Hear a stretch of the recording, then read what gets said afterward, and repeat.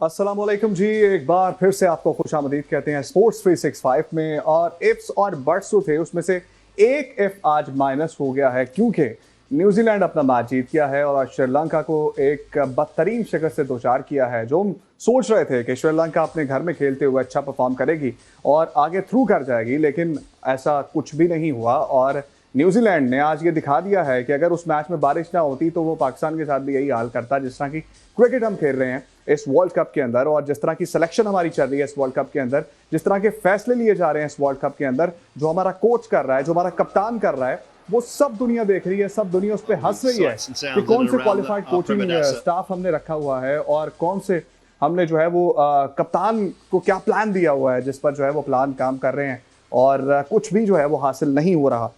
168 run बनाया New Zealand ने 7 विकेटों के नुकसान पर 20 ओवर्स में और 107 रन तक महदूद किया श्रीलंकन टीम को और मैच अपने नाम किया और पाकिस्तान के सेमीफाइनल में पहुंचने की एक और उम्मीद को दबा दिया।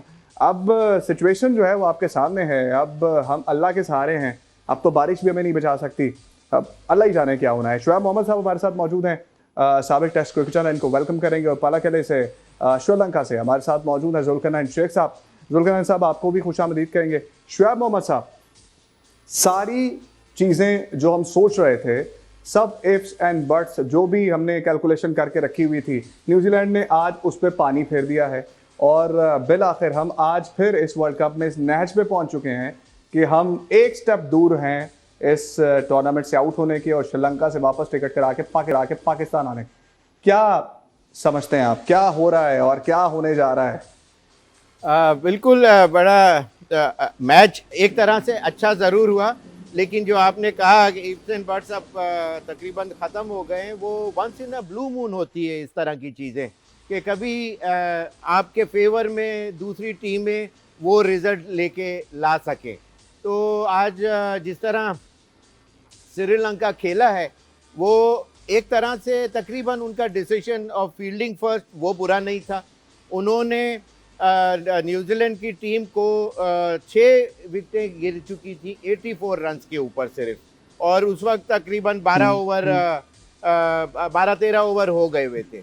तो बात यह है कि और at the same time Sri Lanka का भी इसी तरह की इक्वेशन थी जो कि 59 for 5 थे 12 ओवर के अंदर। लेकिन एक मेजर फ़र्क जो था, उन्होंने 6 ओवर्स न्यूजीलैंड की टीम ने ऐसे खेले जिसके अंदर 10 से ज़्यादा रन के, वेयर एज श्रीलंका सिर्फ अपनी विकेटें तो गिराती रही, लेकिन सिर्फ पूरे 20 ओवर के अंदर 2 ओवर ऐसे आए जिसमें एक में शायद 11 और एक में 12 रन उन्होंने करे। तो वो डेफिसिट जो था वो बहुत मेजर था। और लेकिन जो आखिरी 78 रन जो पार्टनरशिप की सेटनर और मैकोनी ने तो वो बिल्कुल वाइटल रही। 49 बॉल्स के अंदर उन्होंने 78 रन किए जो आखिरी विकेट के ऊपर, आखिरी बॉल के ऊपर सेटनर आउट हुए। लेकिन यह कि उन्होंने अपनी टीम को ऐसा प्लेटफॉर्म दे दिया था कि वहाँ से श्रीलंका को फ्रॉम द वर्ड गो एक टफ टारगेट था। It wasn't easy batting second specially, और आते के साथ ही जो उनके इनफॉर्म बैट्समैन है निशंका आउट हो गए पहली बॉल के ऊपर। तो it started from the word go for New Zealand कि उनको पहली बॉल पे विकेट मिल गई, रन उनके बोर्ड पे आ चुके थे और फिर उनकी फील्डिंग और ये तमाम चीज़ें आपके सामने। शुएब साहब, जुल्करनैन भी हमारे साथ मौजूद हैं, श्रीलंका से हमारे साथ बराह रास्त मौजूद हैं। जुल्करनैन, क्या मामला चल रहे हैं इस वक्त श्रीलंका के अंदर और हमारे डग आउट की खबरें क्या हैं? हम क्या सोच रहे हैं? जिस तरह से सलमान अली आगा साहब ने कल बोल दिया था कि अब हम इफ्स एंड बट्स में देख रहे हैं कि हम उम्मीद करते हैं कि इस बार भी मुआवजा हो जाए। और जिस तरह 2022 के वर्ल्ड कप के अंदर हुआ था और नेदरलैंड ने साउथ अफ्रीका को हरा दिया था, और अब भी कुछ इस तरह का मुआवजा एक्सपेक्ट कर रहे हैं हम श्रीलंका से। तो क्या खबरें आ रही हैं डग आउट से? देखिए, पहली चीज तो जो शेख भाई ने कही ना कि कभी कभार ऐसा होता है, और उसमें भी आपकी बॉडी लैंग्वेज, आपकी टीम की बॉडी लैंग्वेज ऐसी होती है कि वो टीम होती है और वो इंतजार कर रही होती है कि आपको कोई चेंज इस तरह की एक मौका मिले कि कोई टीम आपके मुताबिक जीते हारे और आप आगे चले जाए। तो ये टीम वाली तो बात नहीं लग रही। और मैं आपको बताऊं कि कल जब इंग्लैंड से हारे हैं उसके बाद शाहीन से आप जो पोस्ट मैच प्रेस कॉन्फ्रेंस थी उनसे ये सवाल किया गया कि हम क्यों इतने ऑलराउंडर के साथ खेल रहे हैं, तो उन्होंने इसको कैटेगरी के बाद कहा कि ये माइक हेसन का जो है कोच का फैसला है। तो यहाँ से ये फीलिंग आती है कि कुछ ना कुछ जो है कहीं ना कहीं टीम के अंदर वो यूनिटी तो नहीं है। जहां जो शायकीन है उनके लिए बड़ी अफसोस की बात है। मतलब श्रीलंकन शायकीन जो है उनकी दो फेवरेट टीमें थी इस पूरे टूर्नामेंट में, पहली श्रीलंका और दूसरी पाकिस्तान। अब दोनों टीमें जिस तरह बिहेव कर रही हैं, जिस तरह की क्रिकेट खेल रही हैं, और इससे तो ये साबित होता है कि सब कॉन्टिनेंट के अंदर जो T20 की गेम प्लानिंग है या गेम अवेयरनेस है वो बिल्कुल नहीं है। और आज भी आप देखिए जिस तरह का मैच न्यूजीलैंड ने खेला है, आपने खुद अपने इंटरव्यू में बताया, वाकई हमें तो वो उस बारिश का शुक्र अदा करना चाहिए। अगर हम न्यूजीलैंड के पहला मैच खेले होते तो आज जो आप अगर मगर की कहानी लगा रहे थे ये भी खत्म हो गई होती, क्योंकि हम भी श्रीलंका की तरह 2 मैच हार के बाहर बैठे होते। तो इस लिहाज से चेंजेस क्या होंगी तीसरे मैच के अंदर, मैं आपको एक बार फिर बताऊं कि माइक हेसन का स्टाइल ये है कि वो ज्यादा चेंजेस करना नहीं चाहते। वो ये चाहते हैं कि ठीक ही नहीं, जो मैं 11 के साथ गया हूं उसी में रहूं। अब अगर वो चेंजेस करेंगे भी सही, उसका रिजल्ट अगर ना आया तो फिर वो किस तरह जस्टिफाई करेंगे। एक चीज तो कंफर्म है कि हमने इस टूर्नामेंट के अंदर अपना जो हथियार था, ये सब किसी को महसूस है कि अपना वो स्पिन बॉलिंग का हथियार उसको प्रॉपर इस्तेमाल नहीं किया।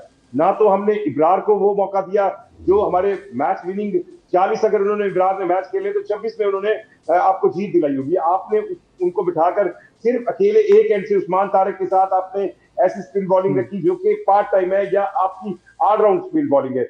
दूसरी चीज ये है कि पाकिस्तान टीम के अंदर जो आपकी बैटिंग लाइन को लेकर ईगो सिस्टम है। मतलब अब ये ईगो ही कहे ना कि हमने जी बाबर आजम का ये कैरेक्टर रखा हुआ है, वो चौथे नंबर पर खेलेंगे। अगर वो चौथे नंबर पर खेलेंगे तो वो क्या परफॉर्म करेंगे आपके सामने है। और अब तो आज जो मीडिया पर स्पेशली सोशल मीडिया पर जो चीजें चली है उसका भी इम्पैक्ट आ रहा है, क्योंकि आपके रील में आया होगा कि सलमान अली आगा की जो वाइफ है उन्होंने एक स्टेटस लगाया कि आखिर इसमें मेरे बेटे का क्या कसूर है। जाहिर बात है जो हमारे यहाँ एक रिएक्शन आता है उसका सोशल मीडिया पर, उस पॉइंट्स टेबल की सिचुएशन देख लेते हैं, पॉइंट्स टेबल की सिचुएशन देख लेते हैं, उस हिसाब से शुएब साहब से गुफ्तगू कर लेते हैं। शुएब साहब, अब सुपर 8 के ग्रुप 1 की पोजीशन ये है कि वेस्ट इंडीज सर फहरिस्त है और साउथ अफ्रीका दूसरे नंबर पर है और भारत तीसरे नंबर पर है और जिम्बाब्वे चौथे नंबर पर है। और सुपर 8 के ग्रुप 2 की अगर बात करें तो यहाँ की तमाम टीमें दो मैच खेल चुकी हैं और इंग्लैंड इस वक्त सर फहरिस्त है, 2 में से दोनों मैचेस जीते हैं, जबकि न्यूजीलैंड का एक मैच पाकिस्तान के साथ ड्रॉ हुआ था बारिश की वजह से। और मैं तो ये समझता हूँ अगर बारिश ना होती तो पाकिस्तान ये भी मैच हार जाता। और 3 पॉइंट इस वक्त न्यूजीलैंड के, यहाँ दूसरे नंबर पर न्यूजीलैंड है और पाकिस्तान इस वक्त जो है वो 1 पॉइंट के साथ तीसरे नंबर पर है, जबकि 2 मैचेस खेला है, दोनों हारा है और चौथे नंबर पर है। पॉइंट्स टेबल की सिचुएशन देखकर शुएब साहब आपको क्या लगता है कि जिन इफ्स एंड बट्स का तस्करा हम कर रहे थे, क्या रमजान के अंदर जैसा 92 में हुआ था और हर बार हम वही एक मिथ हमारे जहन में होती है कि हर बार रमजान में जब टूर्नामेंट आता है हम कुछ अच्छा करते हैं, तो ये सिचुएशन देख के आपको लग रहा है कि इस बार जो है वो कुछ अच्छा हो सकता है?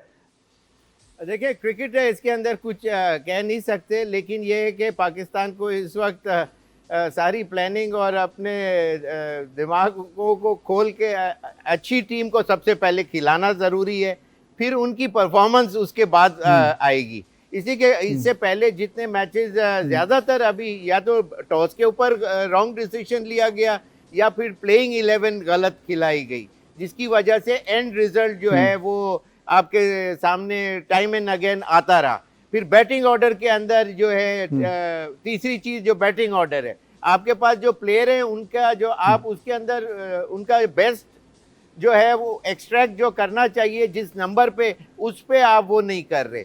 तो ये तमाम चीजें पाकिस्तान का जो डाउनफॉल अभी तक जो नजर आया है, सेटबैक जो नजर आया है, वो उसका रीजन ही कोर रीजन ये है कि रॉन्ग डिसीजन पाकिस्तान की मैनेजमेंट करती रही।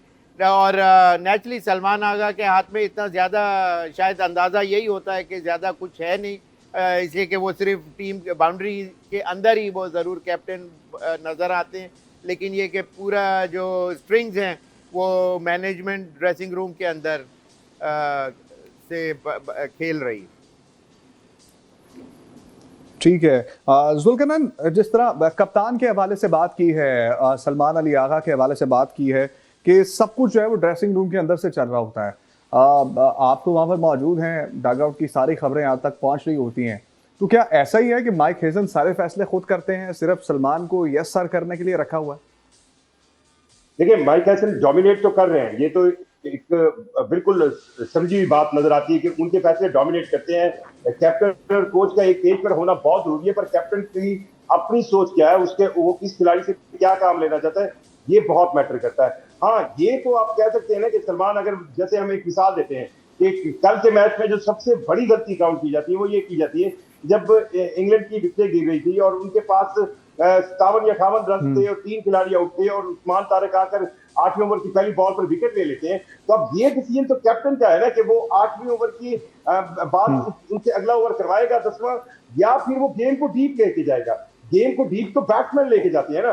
तो हमने तो अगले 3 ओवर इधर उधर से करवाया और उन 3 ओवरों में उन्होंने जब 36 रन स्कोर कर लिए और स्कोर 99 पर चला गया तो मैच ही हाथ से निकल गया। तो ये फैसला तो कैप्टन का होगा।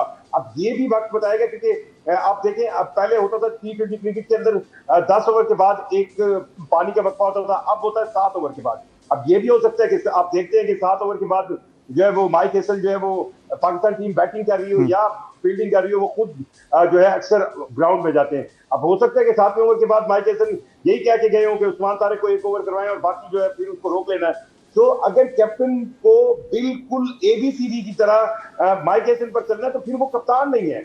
क्रिकेट की गेम वो है जिसके अंदर कैप्टन के फैसले मैटर करते हैं। मतलब अगर दूसरी खेलें हो, फुटबॉल है या हॉकी है, उसके अंदर कप्तान के फैसले इतने मैटर नहीं कर रहे होते जितने क्रिकेट के अंदर मैटर करते हैं, और स्पेशली जब आप फील्डिंग कर रहे हो।